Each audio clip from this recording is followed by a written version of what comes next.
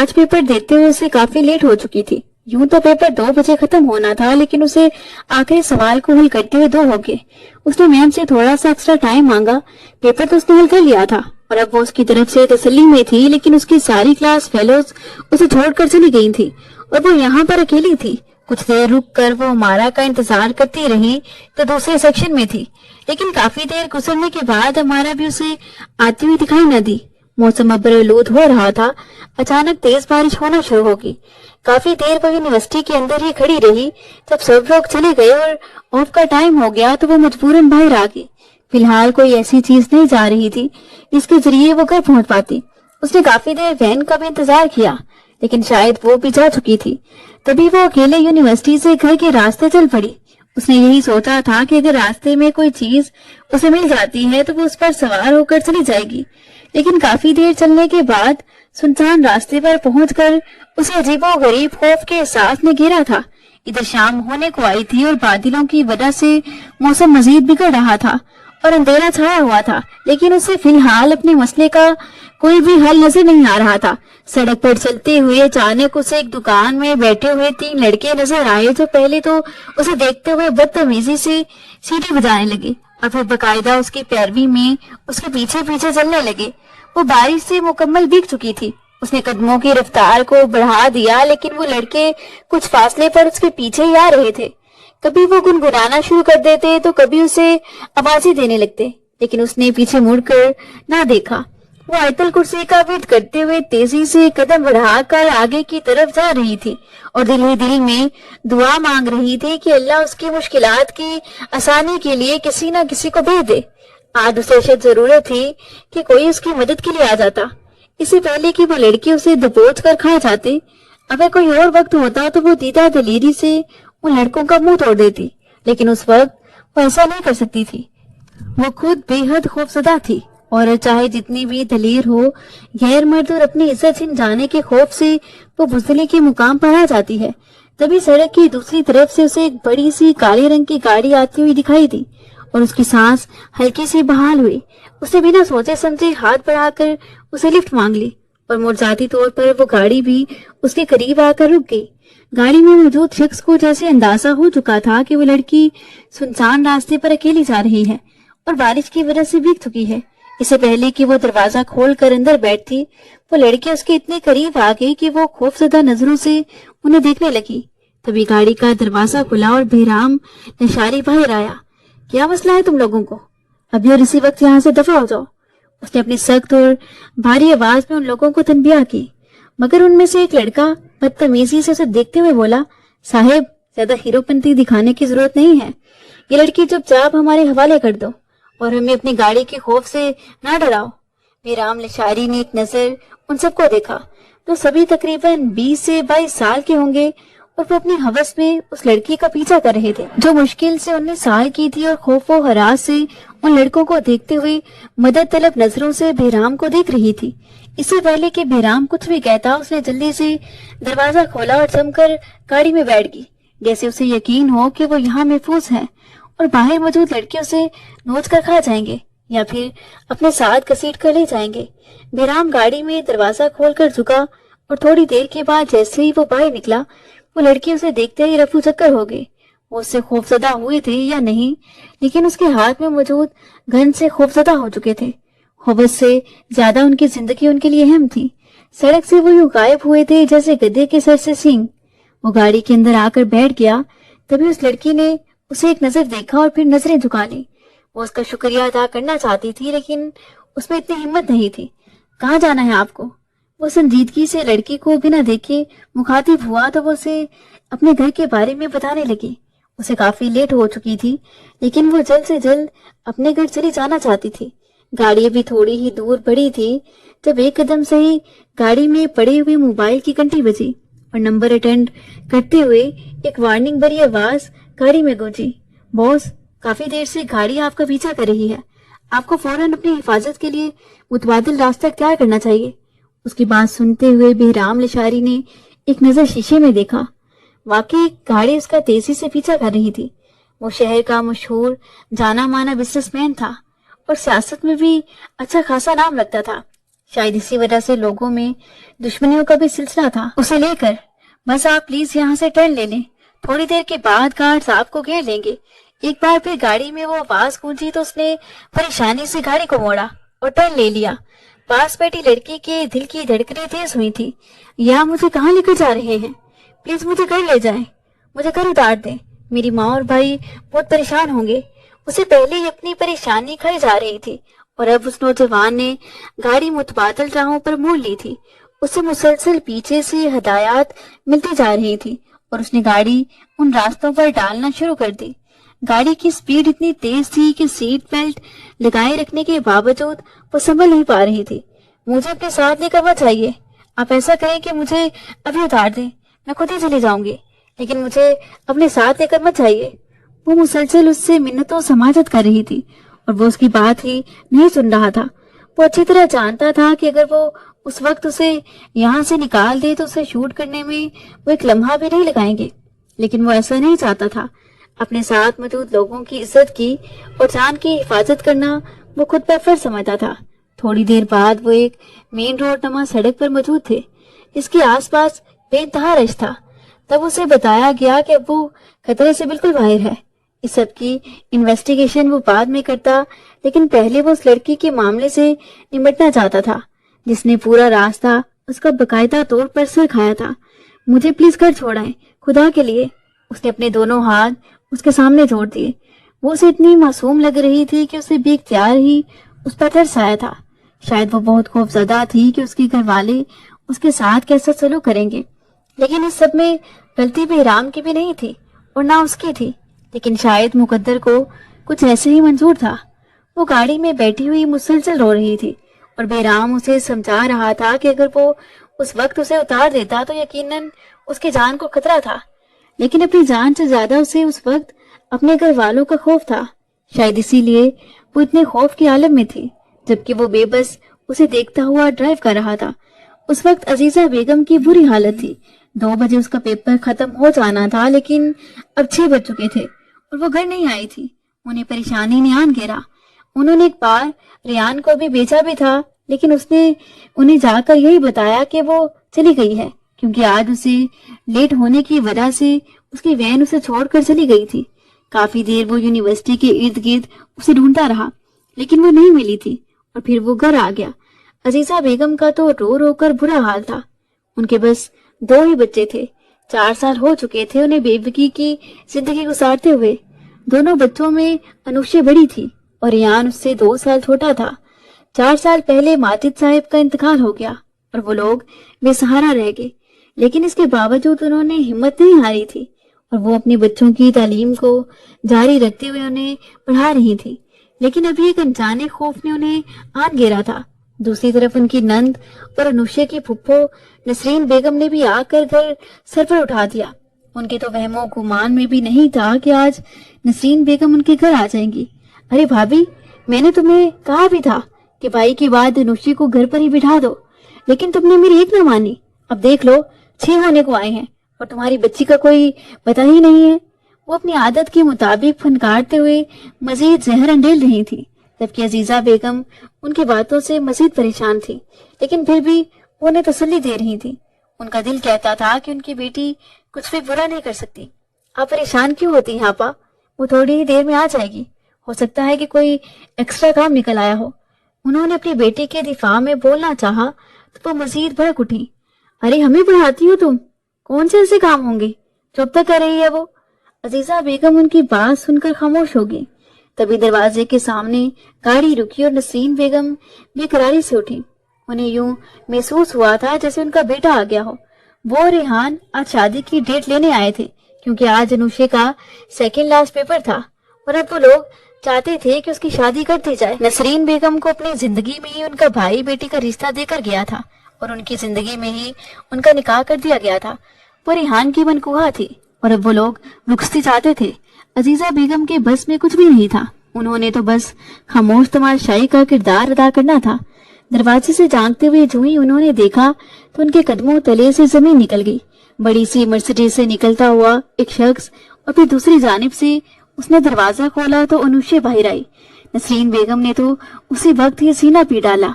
उस शख्स का लिहाज किए बगैर ही। ये लो भाभी, अभी तुम कह रही थी कि तुम्हें अपनी बेटी पर भरोसा है, लो आगे गुल खिला के। अरे बेटा, और कुछ नहीं तो माँ के भरोसे का तो ख्याल कर लेती। जहाँ उन्हें देखकर अनुषा के चेहरे का रंग बदला था, वहीं उसकी बात सुनकर उस शख्स को भी अजीब सा लगा। बेराम ने नागवार नजरों से उसे देखा। उसने एक नजर घर के नंबर प्लेट पर डाल ली और पलट आया। उसे अच्छा नहीं लगा था उन लोगों के मबैन बोलना, क्योंकि ये उनका जाती मसला था। तभी नसरीन बेगम आगे बढ़ी और उसे बाजू से खींचते हुए घर के अंदर ले गई। कुछ देर तो बेहराम उन्हें खड़ा देखता रहा और फिर गाड़ी घुमा दी। किधर थी तुम? कब से मैं तुम्हारा इंतजार कर रही थी। अजीजा बेगम ने उसे देखते ही बेकरारी से पूछा था। अम्मी, यूनी से निकलते हुए मुझे देर हो गई थी और फिर मुझे कोई ऐसी चीज नहीं मिल रही थी जिसके जरिए घर आ जाती, इसलिए मैंने इन साहिब से लिफ्ट मांग ली और ये मुझे यहाँ घर छोड़ कर गए। उसने अपनी माँ को वजाहत दी और नसरीन बेगम जल्दी से उसकी जाने पड़ी। अरे कौन से साहिब? इन साहिब के साथ अयाशियां करके अब तुम मर रही हो और हमें ये पट्टी बढ़ा रही हो। भाई, इस सब पर तो सिर्फ तुम्हारी माँ ही एतबार कर सकती है, हम नहीं। हमने तो जमाना देखा है, हम अच्छी तरह जानते हैं कि कोई भी मर्द, और वो भी इतना अमीर कबीर, बिना किसी लालच के किसी लड़की पर ऐसे एहसान नहीं कर सकता। उनकी बात सुनकर अनुषा को बेहद बुरा लगा था। अगर उनके रिश्ते का लिहाज ना होता तो वो उन्हें यहीं पर खड़ी खड़ी सुना देती, लेकिन अब खामोशी से अंदर जाने लगी। तब एक बार फिर उसे पुप्पो की आवाज सुनाई दी। अरे भाभी, तुम जो भी कहो, लेकिन रेहान मेरा इकलौता बेटा है और ये उसकी बीवी है। इससे पहले कि मेरा बेटा इसे चख ले, मैं तो उससे कहूंगी कि इसके टेस्ट करवाए। भले मेरे ही भाई की बेटी है, लेकिन मुझे आजकल की यूनिवर्सिटी वाली लड़कियों पर जरा बराबर इत्मीनान नहीं है। गुस्से से उनका खून खोल उठा। वो जल्दी से पलटी और बिना किसी रिश्ते का लिहाज किए हुए फूफो के सामने जाकर खड़ी हो गई। अगर आपको इतना ही मसला है यूनिवर्सिटी की लड़कियों से, तो फिर आपको अपनी बेटी को भी यूनिवर्सिटी में दाखिल नहीं करवाना चाहिए था। क्या उसकी शादी से पहले भी आप उसका मेडिकल करवाएंगी? बात अब उसकी बर्दाश्त से बाहर हो चुकी थी, इसलिए वो फनकारते हुए उनको दो बदो जवाब देने लगी। जबकि उसकी इस हरकत पर अजीजा बेगम ने दिल थाम कर उसे देखा था। वो क्यों लोगों से झगड़े को बढ़ा रही थी? अच्छी तरह जानती थी कि वो उसके ससुराल वाले हैं और फिर उसकी फूफो हैं। वाह भाई, तुम्हारे तो अभी से जुबान खुल गई और अभी से इतने भरपूर से निकल आए हैं। बीबी, अच्छा हुआ तो तुमने अपना असली रंग दिखा दिया। अभी उनके मुंह में यही बात थी जब दरवाजे से रेहान अंदर आता हुआ दिखाई दिया। नसरीन बेगम ने पलटकर रेहान को देखा। वो उसे पसंद करती थी और इस बात का उसने खुद से इकरार भी कर रखा था। रेहान से उसका निकाह हो चुका था और अब वो उसकी मनकूहा थी। फूफो ने आगे बढ़ते हुए बिना सलाम दुआ के सारा किस्सा उसके गोशे गुजार कर दिया और रेहान बेयकीनी से अनुषा को देखता रहा। उसे पहले कब यकीन था उस लड़की पर जो वो अब यकीन करता।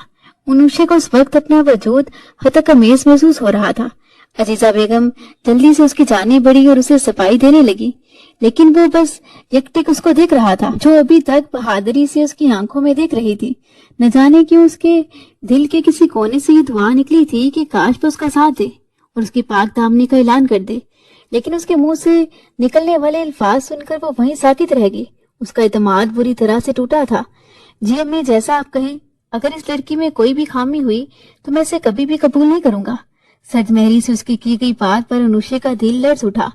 उसने सोचा भी नहीं था कि आज उसके साथ इतना भयानक मजाक हो जाएगा। फूफो, ये आपकी कैसी बातें कर रही हैं मेरी बहन के लिए? और रेहान भाई, आप? रेहान ने आगे बढ़ते हुए अपनी बहन के दिफा में बोलना चाहा था। उसकी फूफो उसकी बात सुनकर भड़क उठी। लो जी, अब ये 4 दिन का बच्चा भी हमसे जुबान लड़ाएगा। अरे रेहान, तुम्हारी ससुराल में अभी से ये इज्जत है। काश आज मेरा भाई जिंदा होता तो खड़े खड़े तुम लोगों के मुंह बंद करवा देता। अपने भाई की औलाद पर बदकिरदारी का इल्जाम लगाते हुए वो उनकी यतीमी को नहीं, बल्कि अभी भी अपने भाई की मौत को सिर्फ अपनी कदर के लिए ही याद कर रही थी। अनुषा की अब बस हो चुकी थी। अब वो उसे आगे एक लफ्ज भी नहीं सुनना चाहती थी। बस कर दे फूफो, जब आप अपने भाई के यतीम बच्चों की यतीमी को नहीं देख रही तो आपको कोई हक नहीं है कि अपने भाई को याद करें। अजीजा बेगम की आंखें दिखाने के बावजूद वो खुद पर काबू नहीं रख पाई और फट पड़ी। उसने सामने खड़े शख्स की आंखों में अपने लिए बदगुमानी और बेयकीनी देख ली थी। अगर वो आज उसके मामले में ये बर्ताव कर रहा था तो कल उसके साथ जिंदगी कैसे गुजारता? उसे अच्छी तरह नजर आ रहा था कि उसे सारी जिंदगी घुट घुट कर जीना पड़ेगा। इससे पहले के बाद किसी और रुख की जानी पड़ती کہ اچانک دروازہ کھلا اور دروازے سے اندر داخل ہوتا بہرام لشاری سب کو چونکا گیا۔ آدھے راستے سے جاتے ہوئے اس کے ذہن میں بار بار اس لڑکی کا خیال بھی بھٹک رہا تھا، تو اتنی خوف زدہ تھی اور معصومیت کے باوجود اس کے چہرے پر زردی چھائی ہوئی تھی۔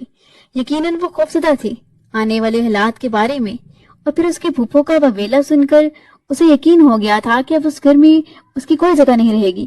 اسی لیے وہ صرف اس بات کو واضح کرنے کے لیے واپس پلٹ آیا کہ اس لڑکی کے ساتھ اس کا کوئی رشتہ نہیں ہے، لیکن وہ یہ نہیں جانتا تھا کہ ایک بار پھر اس کا پلٹ آنا اس لڑکی کے لیے وبال جان بن سکتا ہے۔ پھوپھو تو اسے دیکھتے ہی آگ بگولا ہوگی، ارے یہی ہے وہ شخص جس کے ساتھ یہ گلچھڑی اڑا رہی تھی اور اب دوبارہ واپس آ گیا ہے۔ یقیناً اسے لگا ہوگا کہ ہم سب چلے گئے ہیں۔ عزیزہ بیگم، ریان اور خود انوشے بھی اس سے حیرانگی بھری نظروں سے دیکھ رہی تھی۔ واپس کیوں آ گیا تھا؟ پہلے کیا کم یہاں پر تناؤ تھا؟ پہلے پھوپھو سارے محلے کو چین چین کر سر پر اٹھا چکی تھی۔ دیکھیے، میں یہاں صرف یہ واضح کرنے آیا ہوں کہ اس کی کوئی بھی غلطی نہیں ہے۔ ریحان نے بنا سوچے سمجھے اس کی جانب پلٹتے ہوئے اسے دھکا دے دیا، اور صرف ایک پل کے لیے بہرام لشاری کے رنگ میں تبدیلی آئی تھی۔ آج تک اس طرح کا رویہ اس کے ساتھ کسی نے اختیار کرنے کی جرات بھی نہیں کی تھی۔ سامنے وہ کھڑا شخص سراسر غلطی کر رہا تھا، اور وہ یہ نہیں جانتا تھا کہ اسے اس غلطی کا ازالہ بہت برا بھگتنا پڑے گا، لیکن پھر بھی وہ اس لڑکی کی عزت کے لیے خاموش ہو گیا۔ جب ریحان ایک بار پھر اسے دھکا دینے کے لیے ہاتھ اٹھایا تو اس نے بنا سوچے سمجھے ہاتھ گھما کر ریحان کے منہ پر مارا۔ وہ بے اختیار ہی اچھل کر پیچھے جا گرا۔ خون کی ایک ننھی سی لکیر اس کے ہونٹوں سے بہہ نکلی۔ وہ اتنا تپش زدہ ہو چکا تھا کہ مزید کچھ دیکھنا یا سوچنا اس کے بس کی بات نہیں رہی تھی۔ انوشے تھر تھر کانپ رہی تھی۔ اس نے ایسا تو کبھی نہیں چاہا تھا۔ میں ریحان الیاس اپنے پورے ہوش و حواس میں تمہیں ابھی اور اسی وقت طلاق دیتا ہوں، طلاق دیتا ہوں، طلاق دیتا ہوں۔ اس کے الفاظ نہیں تھے، کوئی سورہ اسرافیل تھا تو اس کے کانوں میں پھونک دیا گیا تھا۔ اب آ کر پھپھو کی آنکھوں میں اطمینان نے گردش کی تھی۔ شاید وہ یہی چاہتی تھی کہ انوشے ان کے بیٹے کی زندگی سے ہمیشہ کے لیے نکل جائے، اسی لیے تو اس نے اتنا طوفان کھڑا کیا تھا۔ عزیزہ بیگم تو منہ پر ہاتھ رکھتے ہوئے بیٹھتی چلی گئی، اور انوشے بس وہیں کھڑی کھڑی اس شخص کو دیکھ رہی تھی۔ نہ جانے کہ اسے اپنا شوہر مان کر اس کے دل میں اس کے لیے محبت کی ہلکی سی چنگاری جنم لے چکی تھی۔ یہ کم عمری کی محبتیں وبال جان ہوتی ہیں، کچی عمر کی محبتیں بڑا پکا اثر رکھتی ہیں، اور اس کے ساتھ بھی یہی تھا۔ اندر ہی اندر وہ اس شخص کی خواہش کرنے لگی تھی، اور اب اس کے ساتھ ایک حلال رشتے میں بندھی ہوئی تھی، اسی لیے اس کا حق بنتا تھا کہ وہ اس شخص کے خواب دیکھے۔ لیکن اس نے یہ کیا کیا؟ اس کے سارے خوابوں کو ایک ہی پل میں توڑ کر رکھ دیا۔ جو بھی تھا وہ اس کے ماموں کی بیٹی تھی، وہ اس پر اتنا اعتماد تو کر نہیں سکا تھا۔ وہ لوگ وہاں سے چلے گئے۔ بہرام لشاری وہیں کھڑا ابھی تک معاملے کی نوعیت کو سمجھ رہا تھا، جب انوشے تیزی سے اس کی جانب بڑھی۔ یہ سب آپ کی وجہ سے ہوا ہے، آپ کو کیا ضرورت تھی واپس آنے کی؟ اور اس وقت بھی میں نے آپ سے کہا تھا کہ مجھے اتار دیں۔ وہ بہرام لشاری کو گریبان سے پکڑتے ہوئے ہزیاتی انداز میں چیخ رہی تھی۔ اس کی آنکھوں سے اس کا غم واضح نظر آ رہا تھا۔ نہ جانے کہ اسے بے اختیار اس چھوٹی سی لڑکی پر ترس آیا۔ ریان بس خاموشی سے افسوس بھری نظروں سے اپنی بہن کو دیکھ رہا تھا، جیسے اندر ہی اندر اسے شدید غم ہوا ہو۔ اپنی بہن کے لیے وہ کچھ بھی نہیں کر سکتا تھا۔ کاش وہ بڑا ہوتا یا ابو ہی زندہ ہوتے۔ آنٹی، آپ یقین جانیے اس میں اس کی کوئی غلطی نہیں ہے۔ دراصل میں نے اسے ان گنڈوں سے بچا کر لفٹ دی تھی۔ میرا ارادہ تھا کہ اس کی عزت بچ جائے اور میں اسے گھر تک چھوڑ دوں، لیکن ایک ناخوشگوار واقعے کی وجہ سے ہمیں کچھ دیر وہاں رکنا پڑا اور اسے دیر ہو گئی۔ میں نہیں جانتا تھا کہ آپ کے ہاں یہ سب ہو جائے گا۔ وہ نہ جانے کیوں عزیزہ بیگم کو صفائی دے رہا تھا، وہ بس خاموشی سے اس کا چہرہ دیکھ رہی تھی۔ انہیں اپنی بیٹی پر مکمل یقین تھا، وہ کبھی بھی ایسا کام نہیں کر سکتی تھی۔ انہیں اندازہ تھا کہ ان کی بیٹی اندر ہی اندر ریحان کو پسند کرنے لگی ہے، تو پھر اسے کیا ضرورت تھی کسی اور کے ساتھ کچھ کرنے کی؟ کوئی بات نہیں بیٹا، شاید یہ سب ہمارے نصیب میں لکھا تھا۔ ان کا لہجہ شکست زدہ تھا، جیسے ایک ہار نے ان کو عاجز کر دیا ہو۔ وہ اچھی طرح جانتی تھی کہ اب محلے میں کوئی بھی نسرین بیگم کی باتوں کے بعد انوشے کا رشتہ لینے کے لیے راضی نہیں ہوگا، اور پھر یہ بات کسی شخص کی وجہ سے اس کے منگیتر نے اسے کھڑے کھڑے طلاق دے دی۔ میں ابھی اور اسی وقت انوشے سے نکاح کرنا چاہتا ہوں، آپ قاضی کو بلا لیجیے۔ نہ جانے اس نے کیا سوچ کر کہا تھا، اور عزیزہ بیگم مشکور نظروں سے اسے دیکھنے لگی۔ ان کے پاس اب اس کے علاوہ اور کوئی چارہ بھی نہیں تھا۔ ہو سکتا ہے کہ وہ انکار کر دیتی، لیکن اب نہیں، کیونکہ اب اس کی گنجائش نہیں تھی۔ اگر وہ انکار کر دیتی تو ان کے بچے کی زندگی تباہ ہو جاتی۔ انوشے بے یقینی سے اس شخص کو دیکھ رہی تھی۔ وہ کیوں اپنی زندگی اس کے لیے برباد کر رہا تھا؟ وہ پڑھا لکھا ویل ایجوکیٹڈ بزنس مین تھا. وہ اسی وقت جان گئی تھی لیکن وہ ایک معمولی حیثیت کی لڑکی تھی جس کے آگے پیچھے کوئی نہیں تھا, بس ایک بے سہارا ماں اور ایک چھوٹا بھائی. لیکن اپنی ماں کی آنکھوں میں امید کے دیے دیکھ کر وہ خاموش ہوگی. اب مقدر اسے جس موڑ پر لے آیا تھا تو وہ چلنے کے لیے تیار تھی. نفرت کی ایک تیز چنگاری اس کی آنکھوں میں جلنے لگی. اسے اب ریحان نامی شخص سے نفرت ہو چکی تھی تو اس پر اتنا بھی اعتماد نہیں کر پایا اور اسے کھڑے کھڑے رسوا کر دیا. تو وہ کیوں اس کا روگ لے کر اپنی زندگی برباد کرے. تھوڑی دیر کے بعد قاضی صاحب کو بلا لیا گیا اور چند گواہوں کی موجودگی میں سادگی سے بیرام لشاری نے اسے نکاح کر لیا. اس نے عزیزہ بیگم کو کہہ دیا کہ کل وہ آئے گا اور باقاعدہ طور پر رخصتی کروا کر اسے لے جائے گا. یہ رات انوشی کی اس گھر میں آخری رات تھی. عزیزہ بیگم بہت مطمئن تھی. انہیں اس کے لہجے اور پرسنالٹی سے اندازہ ہو چکا تھا کہ وہ کتنے اچھے اخلاق و آداب کا مالک ہے اور ان کی بیٹی کو ہمیشہ خوش رکھے گا. وہ شخص و انسانیت کے ناطے اپنی زندگی کو داؤ پر لگا چکا تھا اور پھر کھڑے کھڑے ایک بے سہارا لڑکی سے نکاح کر لیا تھا.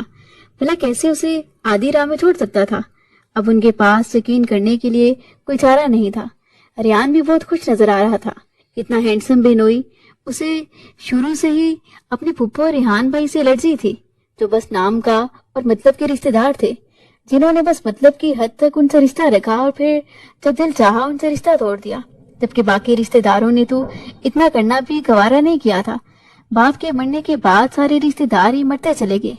زندگی یہ سبق ضرور سکھا دیتی ہے کہ باپ کو دفناتے ہوئے سارے رشتہ داروں کی میت کو ان کے ساتھ دفنا دینا چاہیے, کیونکہ باپ کے چہرے پر مٹی کا آخری ذرہ ڈالنے سے پہلے سارے رشتہ دار خود بخود دم توڑ دیتے ہیں. بیرام نکاح کرنے کے بعد گھر آ گیا. نہ جانے آج اس نے اتنی جلد بازی میں یہ فیصلہ کیوں کر لیا تھا, حالانکہ وہ اچھی طرح جانتا تھا کہ اس کی زندگی میں یہ فیصلہ کیا تبدیلی لا سکتا ہے. وہ یہاں اس شہر میں اکیلا رہتا تھا, لیکن ایک مہینے میں ایک آدھا چکر وہ حویلی میں ضرور لگاتا, جہاں جانا بھی اس کے لیے لازم و ملزم تھا. وہ پریشانی کی کیفیت میں صوفے پر بیٹھ کر پریشانی سے اپنی پیشانی مسل رہا تھا. اس نے یہاں بزنس کی بنیاد اپنے ہی بل بوتے پر رکھی اور پھر اس میں نام کماتا چلا گیا. وہ کوئی لاؤ والی عمر کا جوان نہیں تھا, بلکہ ایک بھرپور آدمی تھا اور جوانی کی اس حصے میں تھا جہاں ہر چیز کی سمجھ بوجھ اچھے طریقے سے ہوتی ہے. اس نے اس لڑکی سے نکاح کر لیا تھا پر اسے تمام معاملات کو تو خود ہی ہینڈل کرنا تھا. دوسرے روز اس نے صبح سویرے جلدی سے اٹھ کر ہلکی پھلکی شاپنگ کی. اپنے اس راز میں اس نے کسی کو بھی انوالو کرنا ضروری نہیں سمجھا تھا. وہ فی الحال اس نکاح کو سب سے مخفی رکھنا چاہتا تھا. اس کا ارادہ صرف اور صرف ان لوگوں کی مدد کرنا تھا اور اس لڑکی کو عزت دے کر اس کی زندگی میں بدنامی کو دھونا تھا. اس کے علاوہ اس کا کوئی مقصد نہیں تھا. دروازے پر پہنچ کر اس نے دستک دی تو جیسے وہ لوگ اس کے منتظر تھے. ریحان نے دروازہ کھولا اور اسے دیکھ کر وہ کھل اٹھا. نہ جانے کہ انہیں اندر ہی اندر اندیشہ تھا کہ ہو سکتا ہے وہ واپس لوٹ کر نہ آئے, لیکن وہ اب ان کے سامنے کھڑا تھا. انوشی ساری صورتحال پر بالکل خاموش تھی. وہ ایسی لڑکی نہیں تھی جو بیجا اپنی زندگی کی خوشیوں کو روند کر ان رشتوں کا سوگ مناتی رہتی ہے تو اسے صرف تکلیف دینے کے لیے بنے ہیں, جنہوں نے اپنی زندگی میں اسے کبھی خوشی سے مطمئن نہیں کیا تھا. اس نے شاپنگ بیگز عزیزہ بیگم کے ہاتھ میں تھما دیے اور اسے جلد از جلد تیار کرنے کے لیے کہا. میرون کلر کی خوبصورت سے لباس میں عزیزہ بیگم نے اسے ہلکا پھلکا میک اپ بھی کر دیا. ہر لڑکی کی خواہش ہوتی ہے کہ چاہے عمر کی اس حصے میں بھی ہو, وہ جب اپنی زندگی کے سب سے خاص دن میں قدم رکھے تو سج سنور کر اپنے پیا کے گھر جائے. اور ہو سکتا ہے ان کی بیٹی نے بھی اس حوالے سے بہت سے خواب دیکھ رکھے ہوں. اگر وہ ان خوابوں کی تکمیل نہیں کر سکتی تھی تو اتنا تو کر سکتی تھی کہ اس کے خوابوں میں ہلکا پھلکا رنگ بڑھنے کی کوشش کر دیتی. ہلکے میک اپ کے ساتھ وہ اور بھی معصوم لگ رہی تھی. فی الحال وہ بالکل خاموش تھی. کوئی بھی احساس, کوئی بھی جذبہ اس کے دل میں نہیں جاگ رہا تھا. یہ بات سچ تھی کہ اس نے ریحان کے ساتھ ایک خوبصورت زندگی کے آغاز کے لیے کئی خواب بنے تھے اور ریحان نے بھی ان خوابوں میں اس کا ساتھ دیا تھا. بھلے وہ اکثر ہی اسے ٹوک دیتا, لیکن وہ پھر بھی اندر ہی اندر ان خوابوں کو بنتی رہتی اور اپنے مستقبل کے رنگوں سے واقف ہو کر شرما دیتی. آئینے میں ایک نظر اس نے خود کو دیکھا اور پھر ٹیشو اٹھا کر اپنے لبوں پر لگی ہوئی لپسٹک کو ہلکا کر دیا. اس کے اس عمل پر عزیزہ بیگم نے اسے گھوری سے نوازا تھا. رہنے دے امی, مجھے خوشیوں کے رنگ راس نہیں آتے. اس کے لہجے میں بے حد اداسی تھی اور اس کی بات سن کر عزیزہ بیگم کی آنکھیں نم ہونے لگیں. وہ اپنے باپ کی لاڈلی بیٹی آج کس دوراہے پر کھڑی تھی. اس کے باپ نے اپنے ہاتھوں سے یہ رشتہ طے کیا تھا. اور ان لوگوں کو زبان دی تھی، لیکن وہ زبان پر پورا نہیں اتر پائے۔ لیکن اب کچھ بھی ان کے بس میں نہیں تھا، سب کچھ خدا نے کیا تھا اور انہیں اس پر راضی اور شاکر رہنا تھا۔ عزیزہ بیگم نے اسے گلے سے لگا لیا۔ میرا پیارا بچہ، زندگی کے خالی فانوس پر خود ہی رنگ بکھیرنے پڑتے ہیں۔ زندگی کسی کو مکمل دستیاب نہیں ہوتی، بلکہ اس کے یہ ادھورے پنوں کو خود ہی مکمل کرنا پڑتا ہے۔ وہ اچھا انسان ہے اور خدا نے اسے تمہارے نصیب میں لکھ دیا ہے۔ اگر زندگی میں اس سے کوئی گستاخی یا کوتاہی ہو بھی جائے تو اس کے اس احسان کو ملحوظ سے کھاتے رکھنا کہ اس نے بڑے محلے میں اپنا نام دے کر تمہیں عزت اور رسوائی سے بچا لیا، اور اس کا نام ایک ایسا بھرپور سہارا ہے جو تمہیں زندگی میں کبھی بھی جھکنے نہیں دے گا۔ میری بچی، شوہر کا گھر ہی اپنا گھر ہوتا ہے، اور جو لڑکی اس بات کو زندگی کی ابتدا سے ہی تسلیم کر لیتی ہے وہی کامیاب رہتی ہے۔ اس نے آج تک اپنی ماں کی بات کی روگردانی نہیں کی تھی۔ اس نے اس بات میں سر ہلاتے ہوئے ان کے ماتھے پر بوسہ دے ڈالا۔ آج وہ بالکل اکیلی ہو گئی تھی، اور وہ جانتی تھی کہ وہ جتنے بھی مضبوط بن رہی ہیں ان کا دل اندر سے کٹ رہا ہے، لیکن ایک نہ ایک دن تو یہ دن سب والدین پر آنا ہی ہوتا ہے جب انہوں نے اپنے جگر کے ٹکڑے کو خود سے دور کرنا ہوتا ہے۔ عزیزہ بیگم نے اپنے ہاتھوں سے کھانا بنایا اور بہرام کو زبردستی روک لیا کہ جو بھی ہو وہ کھانا کھا کر یہاں سے جائیں، اور وہ ان لوگوں کے خلوص کے آگے خاموش ہو گیا۔ کھانا دوپہر کا سب نے مل کر کھایا تھا۔ عزیزہ بیگم نے واقعی کافی لذیذ کھانا بنایا تھا، اور ان کے ہاتھ کے ذائقے سے بہرام مروب ہوا تھا۔ آنٹی، صرف آپ ہی اتنا لذیذ کھانا بنا لیتی ہیں یا آپ کی بیٹی بھی؟ اس نے دانتوں پر خاموش بیٹھی انوشے کو گھسیٹا، یعنی وہ چاہتا تھا کہ وہ بھی باتوں میں حصہ لے۔ شاید وہ جھجک کی وجہ سے کچھ نہیں کہہ پا رہی تھی۔ اس کی بات سن کر عزیزہ بیگم مسکرا دیں۔ ہاں بالکل، میری بیٹی بہت اچھا کھانا بنا لیتی ہے، میں نے اسے گھر کے سارے کام سکھائے ہیں۔ ماں کی بات سن کر اس نے نرم آنکھوں سے انہیں دیکھا۔ تھوڑی دیر کے بعد بہرام جانے کے لیے تیار تھا۔ وہ ماں کے گلے لگی تو اس کی آنکھوں سے بے اختیار ہی آنسو بہہ نکلے۔ اس کا سارا سامان ریان نے گاڑی میں رکھوا دیا، یعنی وہ آج ہمیشہ کے لیے اس گھر سے جا رہی تھی، اپنے شوہر کے گھر۔ نہ جانے کہ اسے اپنے بابا کی یاد آ رہی تھی۔ ان کا سہارا دنیا میں سب سہاروں سے بہتر تھا۔ گاڑی میں بیٹھے ہوئے بھی وہ مسلسل روئے جا رہی تھی۔ بہرام نے ایک نظر اسے دیکھا اور پھر خاموش ہو گیا، لیکن اسے مسلسل روتا ہوا دیکھ کر اسے عجیب احساس ہو رہا تھا۔ انوشے، پلیز چپ ہو جاؤ، میں تم پر کوئی پابندی نہیں لگا رہا، تم جب چاہو ان سے ملنے آ سکتی ہو۔ اس نے اپنی طرف سے اسے تسلی دینی چاہی۔ ایسے کیسے آپ مجھے آنے دیں گے؟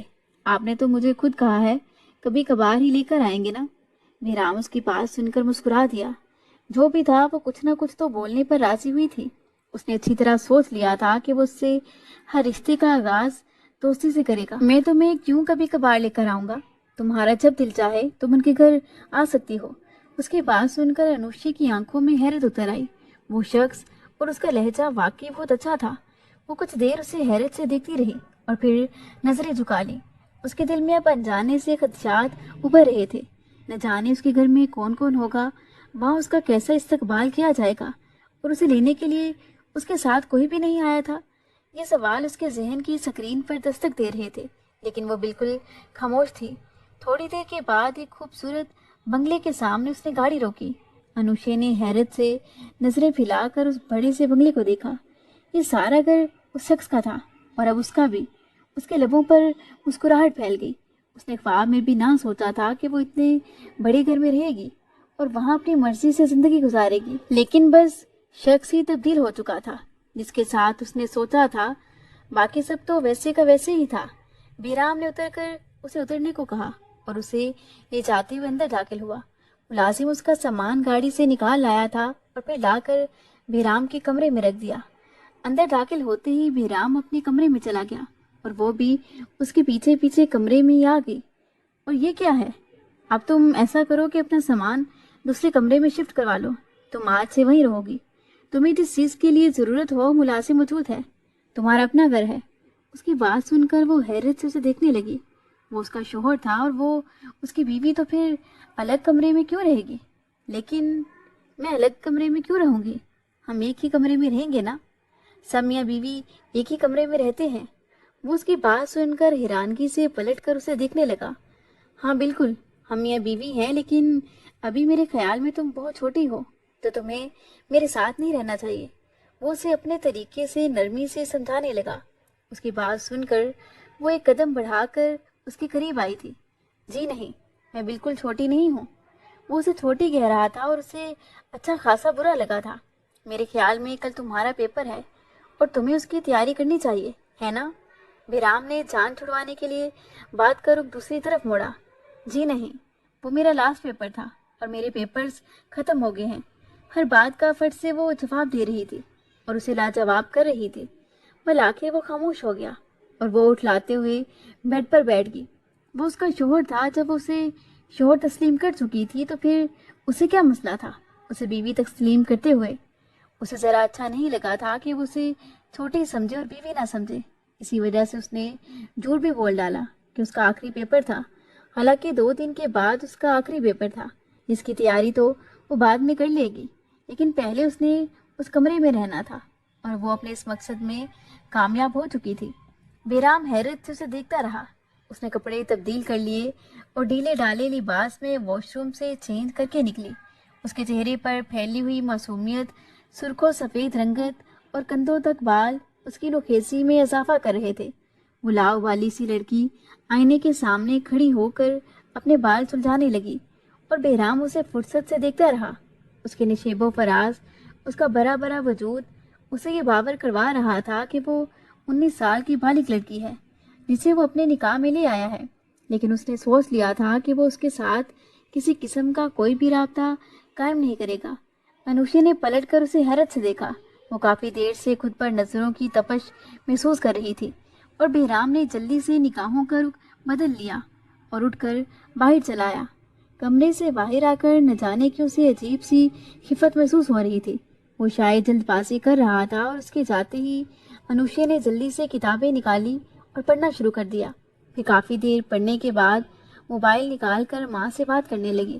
عزیزہ بیگم اس کے چلے جانے کے بعد اداس تھی۔ اس نے ماں کو تسلی دی کہ وہ بہت خوش اور مطمئن ہے، تو وہ بھی مطمئن سے مسکرا دی۔ پورے محلے میں یہ خبر پھیل گئی تھی کہ اس کا نکاح ہو چکا ہے اور اس کے پھپھو کے گھر بھی یہ سن کر کہرا مچ گیا۔ یعنی جو کچھ اس کی ماں کہہ رہی تھی ریحان کو بالکل سچ معلوم ہوا۔ وہ اتنی آسانی سے اسے چھوڑنے والا نہیں تھا، اسی لیے اپنے کمرے میں موجود نفرت سے اسی کے بارے میں سوچ رہا تھا۔ اس نے سوچ لیا تھا کہ اسے کیا کرنا ہے۔ یہی سوچ کر ایک خفیف سی مسکراہٹ اس کے لبوں پر پھیل گئی۔